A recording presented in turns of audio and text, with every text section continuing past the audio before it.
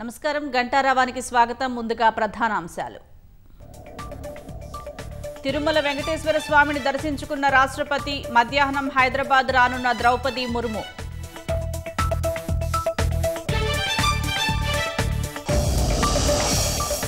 దేశం గర్వించదగ్గ చిత్ర పరిశ్రమ తెలంగాణలో ఉందన్న గవర్నర్. ప్రసాద్ ఐమాక్స్ లో ఫిల్మ్ ఫెస్టివల్ ను ప్రారంభించిన జిష్ణుదేవ్ వర్మ. రంగారెడ్డి జిల్లా కనకమామిడి వద్ద ఘోర రోడ్డు ప్రమాదం. 2 కార్లు ఢీకొని 2 మృతి, 3 పరిస్థితి విషమం.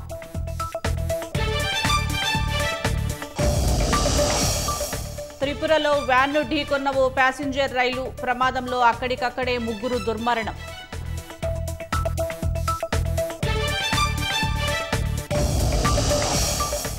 బ్రెజిల్లోని బెలెంలో COP30 సదస్సులో అగ్ని ప్రమాదం. బ్లూ జోన్లో చెలరేగిన మంటలు, 21 మందికి గాయాలు.